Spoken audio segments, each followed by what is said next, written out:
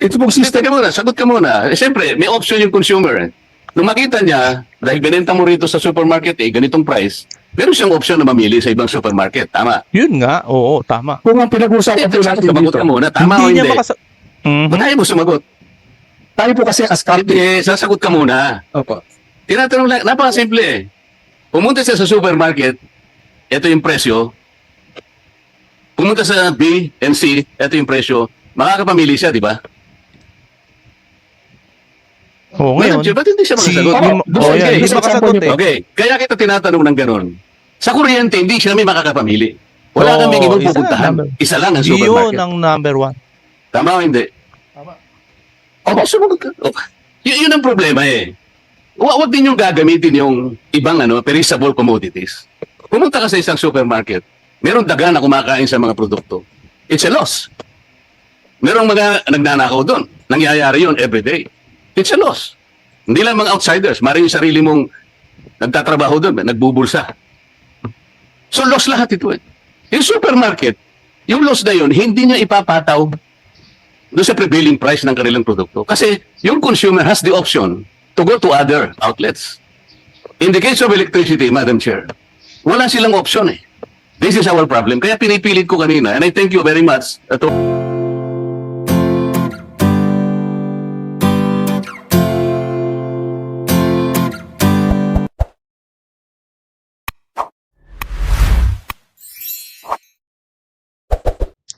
Ayan po, grabe mga kababayan at mga kapadspress sa nangyayaring dayan sa pagsingil ng kuryente.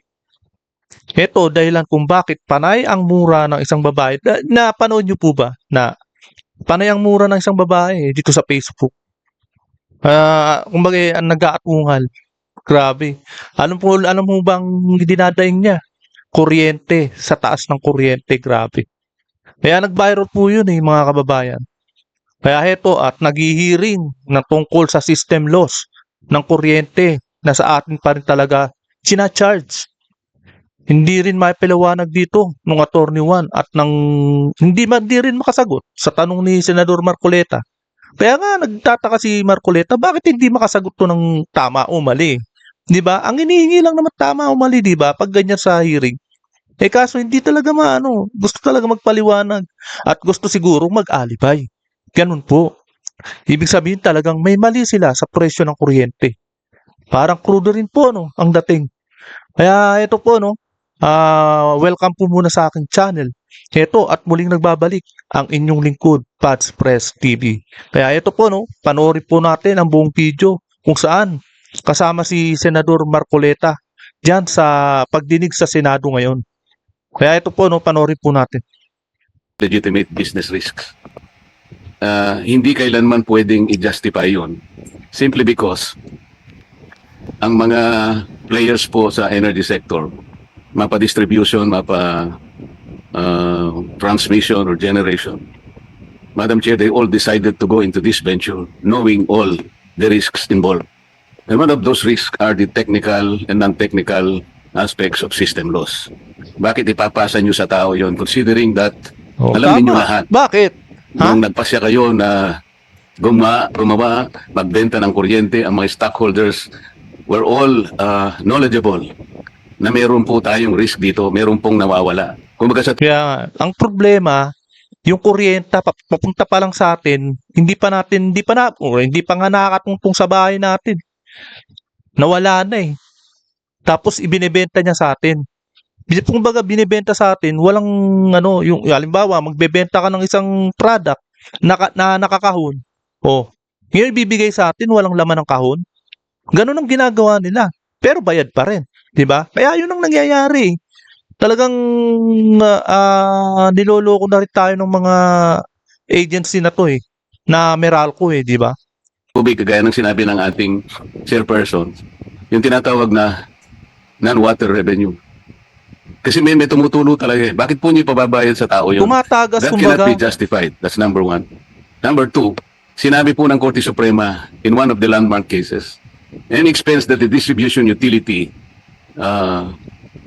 in producing and distributing energy which did not inure to the benefit of the consumers is unjustified and inequitable. paano po natin kukontrahin yun? Tama naman yun eh. I think these are the two major factors or major legal basis why the system loss ay kinakailangan na nating tanggalin na binabayaran po ng mga consumers. Consumer, tama. Unless anybody here is in a position to contradict those positions. Oo, kasi matagal na yan eh. Yung system loss na yan. Ngayon lang natin na, kumbaga hindi inaasikaso ng mga dating senador eh. Ngayon lang yan naasikaso ni Senador Marcoleta. Matagal na rin nirereklamo ni Marcoleta yan eh. Talagang hindi lang priority ng gobyernong ito. Doubted by the chairperson and rendered unjustified by this representation. Kung meron pong gustong kumontra na po kayo ngayon. Yung system loss po, hindi ito bayad para sa kuryenteng hindi naman nagamit. Ito po ay bayad para dun sa gastos. Itong kuryente na ito na generate, dineliver through the transmission wire at nakarating sa distribution utility, pero because of the technical and non-technical losses that are allowed under 7832 to be recovered, sila ay hindi nakakasama doon sa kilowatt hours on which naiimposan Nagagamit. nung kaukulang generation and transmission charges. So, Kung ano problema man yan, dapat trinatrabaho nyo. At saka dapat tuloy-tuloy kayo sa mga pag-a-analyze nyo kung bakit system loss. Dapat yung pag-a-analyze nyo, dire-diretso. Sana magkaroon kayo ng project dyan kung ano yung mareresolve sa system loss na yan. Number one nga, ninanakaw, di ba? O ang problema, yung mga magnanakaw, tuloy-tuloy pa rin. Anong ginagawa nyo? Dapat hinuhuli nyo. Di ba? Dapat may karapat ng parusa dyan sa mga nagnanakaw ng kuryente. halin tulad po ito, halimbawa, nagnenegosyo kayo, bumili kayo, nag-wholesale kayo, bumili kayo ng 1,000 isda, bangus, isang banyerang bangus. Ang gastos nyo ay 8 piso kada ulo ng bangus. Ang kabuang gastos nyo ay 8 pesos kada ulo ng bangus. Pero dito sa banyerang nakuha nyo, hindi naman lahat yan, hindi naman 1,000 bangus ang may bebenta nyo. Kaya, halimbawa, 5% niyan ang hindi nyo talaga mabebenta dahil bilasana o sirana o maaring kinupit ng tindera nyo. Ito pong kabuang 1,000, halimbawa may 5% na nawawala or na hindi nyo na ibebenta, 950 lang talaga ang kabuuan na inyong nabebenta. Kung ano ang magbebenta nito at gusto nyo balik puhunan lang yung 8,000 na inyong ginastos para doon sa 1,000 na bangus na yan. Magkano nyo ibebenta? Definitely hindi 8 yung original na per unit price. Isasama nyo dito yung spoilage, di ba? Yung manufacturing kasama yan. Kaya kung ang may bebenta nyo lang kandidat ay 950, per unit cost niyan ay hindi 8 but 842. Yung 0.42 na yan po ang sumasalo doon sa gastos ng system loss. Ngayon, bakit hindi na lang distribution utility ang sasagot nito? Ang distribution utility po, hindi yan ang negosyo. Ang kanya pong negosyo ay yung maghatid ng kuryente sa pamamagitan ng mga linya na ipinapatayo niya. Ngayon, kaninong negosyo ito? Sa generation company. Kaya nga, ang distribution utility, pinapass through lang yan. So, doon po sa mga komento na dapat ay sagutin niya ng distribution utility, yes, merong portion yan ang ipinasasagot ng batas sa distribution utility. Kasi lumabis na doon sa itinakdang system loss cap, yung gastos na na-incur niya for its actual system losses. So, yan po ang nature ng system loss, kaya't mayroon tayong charge para mabawi yon, yung gastos na yon. Ang bumabawi ang distribution utility, pero ibinabayad din niya yan sa generation company at sa transmission company kasi nga po ito ay pass-through charges. So, Chair, yes po. nakuha na natin ang ibig mo sabihin. Kahit na simplistic yung example mo, susundan kita ron eh. Ang example mo ay isang banyera ng bangus. Okay. So dahil sa merong loss doon, maaaring kinupit ng tindera, o kaya biglang kahit na yung bangus ay hilado na, pero lumundag pa rin. Ano? Palagay mo lang, ganun na nangyari. Ito yung mga factors na kaya kailangan makuha mo yung loss. Yun ang sinasabi mo. Okay. Tama ka, yung banyera ng bangus na yun, kasama ng loss na yun, binenta mo sa supermarket A. Dahil siya na yung magdi-distribute. Tama. Yung generation, sa'yo na, binenta mo sa supermarket A. Yung consumer ngayon, meron siyang option. Pupunta siya sa supermarket B o kaya C. Bakit kanya mas mataas yung bangus dito sa supermarket A? Pumunta siya sa B, medyo mura ng konti, ng 150 for example, or 1 peso, o kaya sa supermarket C, mas mura din. Doon siya bibili. Tama? Oh, yeah. Kuha nyo. Ang ibig sabihin niyan, kumbaga, walang option ang mga consumer. Unang-una, isang kumpanya lang ang nagbibigay ng kuryente sa atin. Tapos binabayaran ng mga consumer. Yung quality ng dekalidad na serbisyo ng kumpanya, hindi tayo makalipat sa iba dahil sinasamantala nila at binabaliwala nila dahil hindi makakalipat ang mga consumer at iisang kumpanya lang ang inaasahan. Diba? Iyon ang ibig sabihin ni Senador Marcoleta. Wala tayong mapipili. Halimbawa sa tindahan, sa lugar natin, siya lang ang nagtitinda. O di, siya lang ang mabibilhan natin. Wala tayong mabilhan na iba na tindahan, kumbaga. Kaya yung tindahan ngayon, nag-overprice siya at sinasamantala niya kasi alam niya na walang mabibilhan na ibang tindahan ang mga tao. Ganyan ang attitude at sistema ng pag-uugali ng Meralcong to. Ito pong System system, ka muna, sagot ka muna. Siyempre, may option yung consumer. Nung makita niya, dahil binenta mo rito sa supermarket, ganitong price, meron siyang option na mamili sa ibang supermarket. Tama. Yun nga, oo, tama. kung ang pinag-uusapan po natin Sumagot dito, ka muna. Tama o Hindi niya hindi? Ba't ayaw mo sumagot? tayo po kasi as captain. Hindi, sasagot ka muna. Opo. Tinatanong lang, napakasimple eh. Pumunta siya sa supermarket, ito yung presyo. Pumunta sa B and C, ito yung presyo. Makakapamili siya, di ba? Oo, ngayon, Madam Chair, ba't hindi siya makasagot? Oo, oh, yan, sige, hindi sa makasagot example eh. Okay, kaya kita tinatanong ng gano'n. Sa kuryente, hindi siya may makakapamili. Wala Oo, kaming ibang isa pupuntahan. lang. Isa lang ang Yun supermarket. ang number one. Tama o hindi? Tama. Okay, sumagot ka. Yun ang problema eh.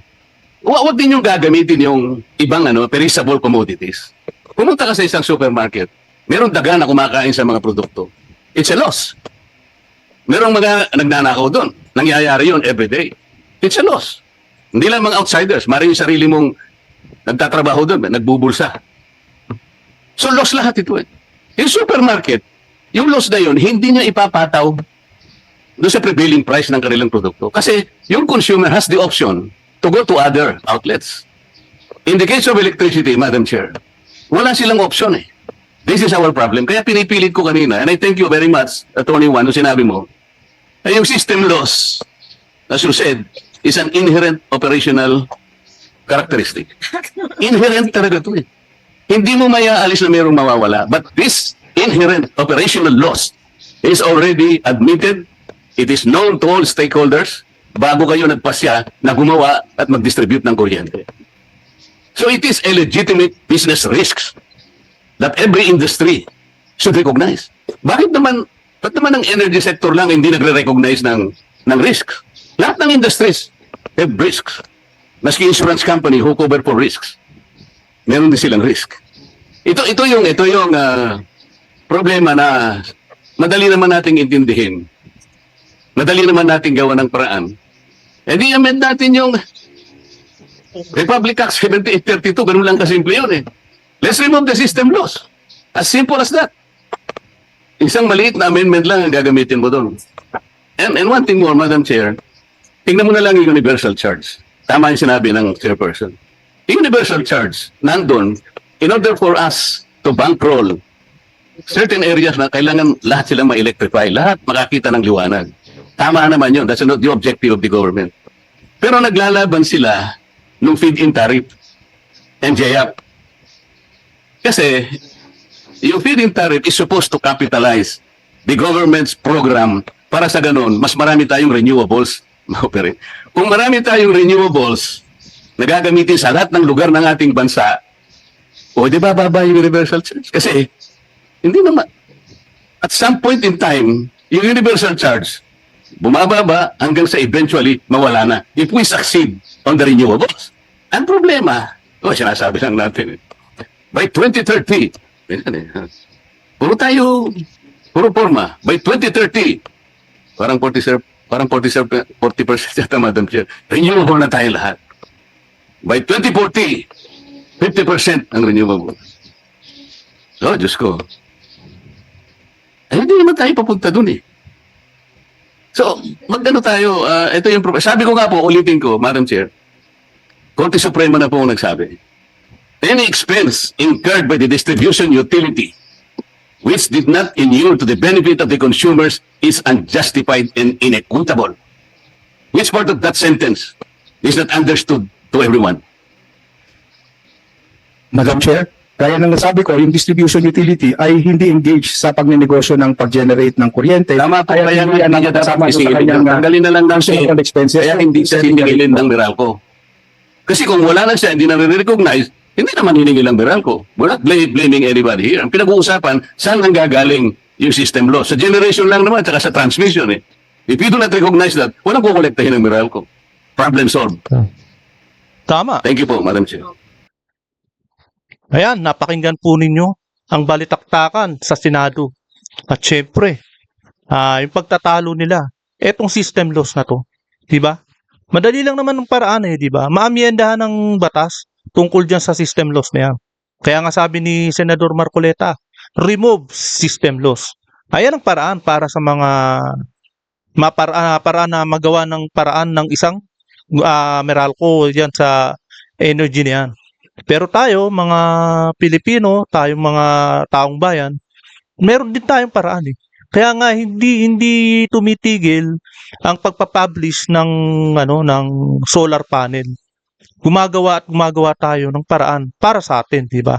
Kaya etong ginagawa ng Pilipino na magkaroon ng sariling solar panel installation o solar system. Huwag naman sanang pigilan ng Meralco na kesyo nabalitaan naman natin na ugong-ugong na kapag nagtayo ka ng isang solar, hihingihan ka ng building permit. Ano naman kalokohan niya? Mga kalokohan na pinaggagawa ninyo. Imbis na makakatulong kayo sa gobyerno, syempre, sa taong bayan, lalo nyong ginikipit at nagiging mahirap ang taong bayan. Ano ba ang gusto nyo? Maging manikluhod ang taong bayan sa inyo? Para kayo ang maging hari-harian dito? Di ba? Sa solar panel na lang, binablock ninyo at hinihingian ninyo ng building permit. Di ba? Ayan po, hanggang dito na lamang po. At kung hindi ka pa nakakapag-subscribe, please subscribe my channel para lagi kang updated sa bawat upload ko. Maraming salamat po.